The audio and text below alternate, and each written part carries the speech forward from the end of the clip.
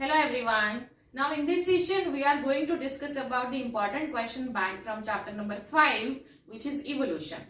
But then वो question bank पढ़ने से पहले हमें ये समझना है कि इस चैप्टर से ऑलमोस्ट 90% पार्ट जो है वो डिलीट हो चुका है, मतलब for this academic year 2021, right. So पहले हमें ये फाइंड आउट करना है because this chapter is very lengthy, और पहले हम ये फाइंड आउट करेंगे कि कौन सी टॉपिक्स जो है वो डिलीट हो चुके हैं, और आपको उन डिलीटेड वाला पार्ट अगर हम छोड़ देंगे तो कौन से टॉपिक हैं जो कि आपको लर्न करने हैं एग्जाम के लिए। और ये चैप्टर जो है अगर आप देखोगे इवोल्यूशन, अगर हम इस चैप्टर की बात करें तो ये चैप्टर जो है ये आपको विदाउट ऑप्शन 4 मार्क्स के लिए पूछा जाएगा, और विद ऑप्शन के साथ अगर काउंट करोगे तो दैट वुड बी 6 मार्क्स।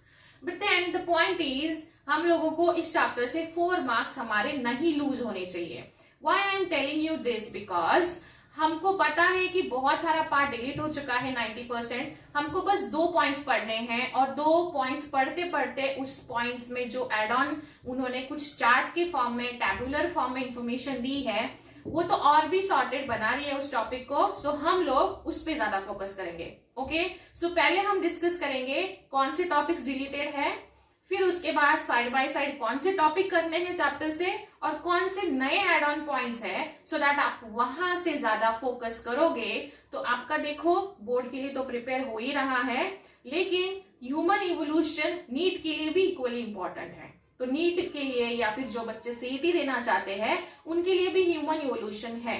पहले तो ये दिमाग में चीज क्लियर करिए, हम बोर्ड का प्रिपेयर करते करते, क्वेश्चन आंसर्स पढ़ते पढ़ते हम कॉम्पिटिटिव एग्जाम का भी प्रिपेयर हो सकता है हमारा, सो द टाइम सेव हो जाएगा। Now will first discuss the deleted part, then simultaneously जो पार्ट आपको करना है और कौन सी नई चीजें ऐड हुई हैं वो भी हम एक बार समझ लेंगे, सो दैट ये आपके लिए इजी हो जाएगा, वो चैप्टर की अंडरस्टैंडिंग मिल जाएगी और अंडरस्टैंडिंग के साथ आपका प्रिपरेशन काफी इजी हो जाएगा। Okay, so first will discuss the deleted part from this chapter, then आपको समझ में आएगा once we discuss this thing that I mean to say that की deleted part from this chapter. तो आप देखिए इतने 11 पॉइंट्स आपको नहीं पढ़ने हैं, समझ में आ रहा है आपको। सो देखिए ये चैप्टर से almost 90% part has been deleted, right. So देखिए कौन से पॉइंट्स है, आप आपके बुक में भी उसको टिक मार्क करके रखिए। ओरिजिन ऑफ लाइफ, प्रोटोबायोजेनेसिस, मतलब जो थ्योरीज है वो अभी नहीं पढ़नी है। उसके बाद केमिकल इवोल्यूशन ऑफ लाइफ, जो एक्सपेरिमेंट्स है वो उरे मिलर वाला एंड ऑल, वो भी नहीं पढ़ना है। Organic evolution, Darwinism, mutation theory नहीं पढ़ना है। मैकेनिज्म ऑफ ऑर्गेनिक इवोल्यूशन नहीं पढ़ना है। हार्डी वेइनबर्ग प्रिंसिपल, जो कि काफी इंपॉर्टेंट पॉइंट है एग्जाम पॉइंट ऑफ व्यू से, जिसपे क्वेश्चन पूछने के चांसेस हो सकते थे, लेकिन वो पार्ट डिलीट हो चुका है। Adaptive radiation, evidences of organic evolution में बहुत सारी चीजें थी, लाइक फॉसिल्स कैसे बने, व्हाट ऑल कनेक्टिंग लिंक्स जो दी हुई हैं वो नहीं पढ़नी है।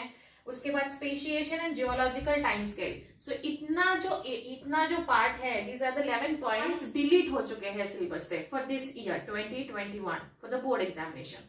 लेकिन यहाँ बस फिर बचा हुआ पार्ट क्या होता है चैप्टर का, जो ये इतने 11 पॉइंट डिलीट करने के बाद जो हमें मिलता है वो पॉइंट ये है कि आपको ये 2 पॉइंट्स पे फोकस करना है, और वो बहुत इजी है। जैसे मैं बताती हूँ आपको, modern synthetic theory of evolution, ये modern synthetic theory of evolution है। इसमें आपको कुछ मॉडर्नाइज चीजें दी हैं, जैसे अगर आप जेनेटिक्स चैप्टर अच्छे से किया होगा तो जिसमें हमने जेनेटिक रिकॉम्बिनेशंस एंड ऑल वो चीजें पढ़ी हुई हैं, ट्रांसलोकेशन, डुप्लीकेशन, इन्वर्जन, तो बहुत इजी है। मतलब वहां वो टॉपिक अगर आपका क्लियर होगा तो इसको बस एक बार रीड करके आपका ये टॉपिक बन सकता है। The second is human evolution, ये पॉइंट बहुत इंपॉर्टेंट है, और नए सिलेबस में, नए बुक में उसका एक चार्ट बना के दिया है। पहले नहीं था, पहले पुराने सिलेबस में बहुत थियोरेटिकल था एंड हमको वो नोट्स बनाने पड़ते थे, लेकिन this year onwards they have given a very, you can say, काफी इंफॉर्मेटिव चार्ट दिया है आपको, और वो चार्ट बहुत अच्छे से करना है। 2 पॉइंट्स पे हम फोकस करेंगे जब हम इवोल्यूशन चैप्टर पढ़ेंगे। ओके, नाउ जो नया वाला पार्ट ऐड हुआ है सिलेबस में, उसमें आपको 5.17 एंड 5.18, मतलब इंक्लूडिंग दिस, ये जो 5.18 जो है ना, it is regarding a human evolution, ये उसका ही एक चार्ट दिया है जिसके बारे में मैं अभी बात कर रही थी। वही चार्ट आपको बहुत अच्छे से करना है, और उसको बिल्कुल ऐसा कुछ प्रिंट लेके उसको ऐसे स्टिक करके रखिए जहां आप पढ़ते हो, and keep on reading this thing because this is a very important. इस चैप्टर से आपको बहुत 90% ऑलमोस्ट डिलीट हो चुका है, तो 2 पॉइंट्स अच्छे से करना बनता है। सो ह्यूमन इवोल्यूशन 5.18 अच्छे से करिए, बिकॉज जब हम क्वेश्चन पढ़ेंगे तो क्वेश्चंस वहां से पूछे जा चुके हैं। उसके बाद क्लासिफिकेशन ऑफ मैमल, ये नया है इस साल, ये नए सिलेबस में ऐड किया है। So you might get question in terms of MCQs में पूछा जा सकता है, या 1 मार्क्स से 2 मार्क्स के लिए क्वेश्चन पूछे जा सकते हैं। बिकॉज ये चैप्टर हमने अभी पढ़ा विदाउट ऑप्शन 4 मार्क्स का है और विथ ऑप्शन 6 का है, तो हमको फोकस 4 मार्क के लिए करना है। तो ये 2 पॉइंट्स अच्छे से कर लीजिए, मतलब ये दूसरा वाला जब करोगे तो ह्यूमन इवोल्यूशन भी हो रहा है। साइड बाय साइड हम क्वेश्चंस भी डिस्कस करते हैं जो है, बट देन पॉइंट ये है कि इवोल्यूशन चैप्टर से बस 2 ही पॉइंट्स पे फोकस करना है, और ये 2 पॉइंट करने के बाद इतने अच्छे से करिए कि आपका एक भी मार्क लूज नहीं होना चाहिए। Okay, now will discuss the important questions based on these 2 things only. मतलब वैसे तो क्वेश्चन बहुत सारे निकलते हैं, बट इतना अगर पार्ट डिलीट हो चुका है तो हम लोग इन दोनों पे ही इंपॉर्टेंट क्वेश्चंस डिस्कस करेंगे। Okay, so now will discuss important questions.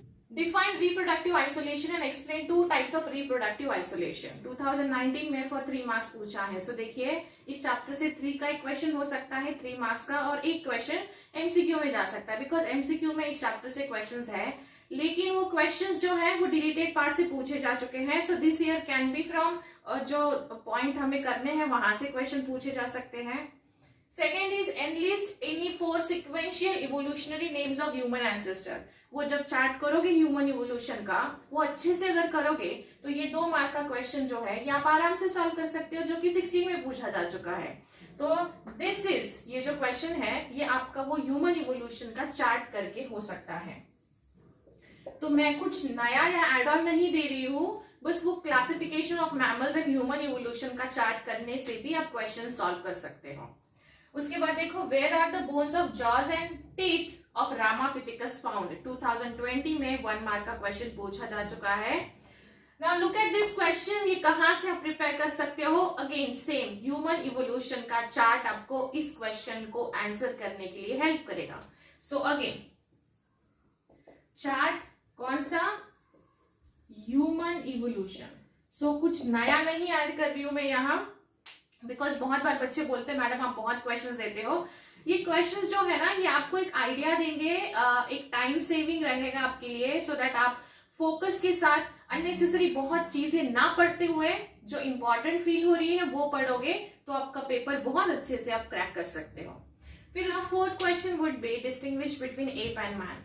मतलब बीइंग अ ह्यूमन बीइंग, हमारे एंसेस्टर कौन थे? एप थे, और उनसे हम कैसे डिफरेंशिएट करते हैं, ये एक बार पढ़ लेना, बिकॉज ये हमारे नॉलेज के लिए भी अच्छा है। एंड देन एग्जाम में अगर आ गया तो आपको 2 मार्क देके जा सकता है, जो कि 2050 में फॉर 2 मार्क्स पूछा है। Now remember one thing, by doing a human evolution you can solve this 3 questions. ये 3 क्वेश्चन आप सॉल्व कर सकते हो। रिप्रोडक्टिव आइसोलेशन जो मॉडर्न सिंथेटिक थियरी है इवोल्यूशन की, वहां से आपका ये क्वेश्चन बन जाएगा। So basically my point is that कि आपको वो 2 पॉइंट करने से 4 मार्क्स आपको अर्न करने हैं इस चैप्टर से। एवरेज भी स्टूडेंट का मार्क नहीं जाना चाहिए। I think it's a very golden opportunity for you all to prepare these 2 points and get the complete 4 marks, right? So मेरे हिसाब से गिव अप मत करिए, क्वेश्चंस जो है अच्छे से लर्न करिए। हम ये भी पढ़ने वाले हैं क्वेश्चंस कैसे लिखने चाहिए बोर्ड के साथ, लेकिन पहले हम इंपॉर्टेंट क्वेश्चंस आप प्रिपेयर कर लीजिए, then will discuss the how you should present your bio paper in the board examination. That's it from evolution. If any doubt, you can let me know in comment section, and see you in next chapter analysis.